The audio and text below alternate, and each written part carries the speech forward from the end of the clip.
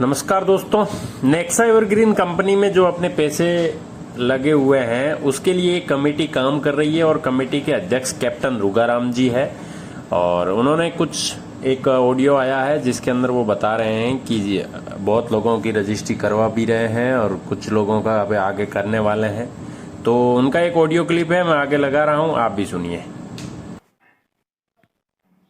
नमस्कार भाई लोगों, मैं कैप्टन रुगाराम आप लोगों से अनुरोध करता हूं कि हमारे इस ग्रुप के अंदर काफ़ी व्यक्ति हैं जो उल्टी सीधी बातें डालते हैं। उनको देखकर हमें भी बड़ा दुख होता है। आप लोग इन 5 आदमियों की बातों के ऊपर ध्यान नहीं दें। कल इन्होंने एक पोस्टर डाला है जिसके अंदर नरेश काजला को और कैप्टन रुगाराम को स्वर्गीय लिखा है। इसका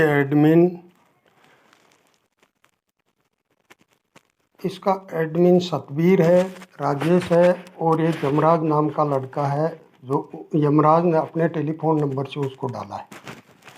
अभी क्या मालूम इन व्यक्तियों की कैसी सोच है, वो क्या करना चाहते हैं। वो जिंदे आदमी को स्वर्गीय लिख रहे हैं, किस तरह से उनको प्रताड़ित करके क्या करना चाहते हैं इसका मुझे तो मालूम चलता नहीं है। लेकिन गंदगी की सीमा पार कर चुके हैं।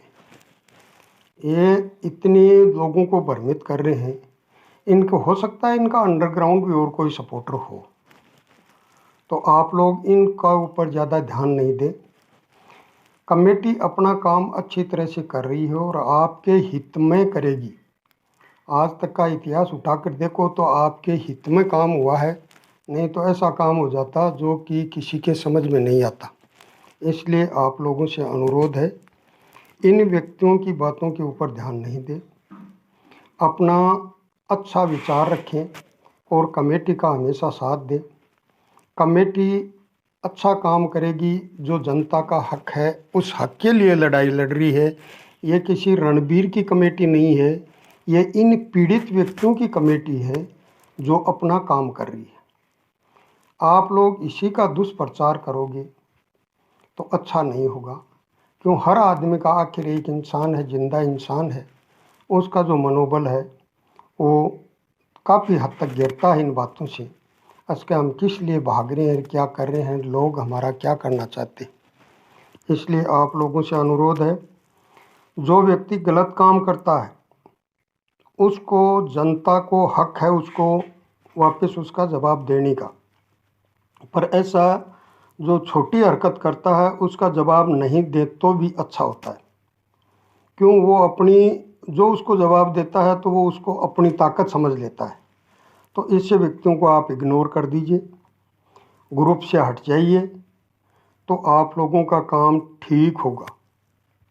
इसके अलावा मैं आप लोगों से यही अनुरोध करता हूँ कि जब वो बाहर आ जाएंगे तो हम नीचे से हिसाब शुरू करेंगे और जो ज़मीन लेना चाहेगा उसको ज़मीन देंगे। कुछ ज़मीन हमारे को जो हमारे टॉप लीडर थे उनके नाम थी या किसके थी, वो उनकी रजिस्ट्री करवा रहे हैं, तो वो रजिस्ट्रियाँ हम जल्दी ही करवा कर देंगे। इसके अलावा आप लोग संयम रखिए।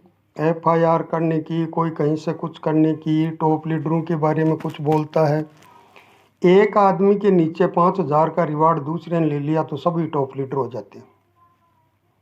आप लोग इस बात को समझिए, ये कहाँ से और कैसे चल रहा है।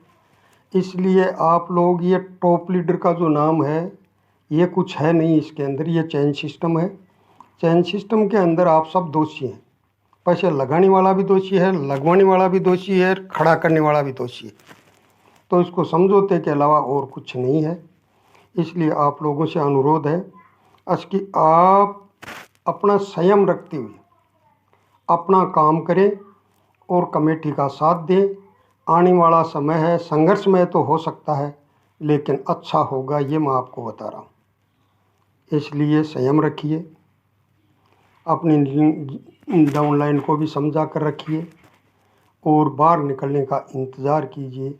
जो ही बाहर निकल जाते हैं तो हिसाब करवाना अपनी जनता का अपना हक है और वो हम करवा करेंगे। जेल में बैठे हुए हम कुछ नहीं करवा सकते उनसे, वो एक जगह से दूसरी जगह पीछे पर चलते रहेंगे।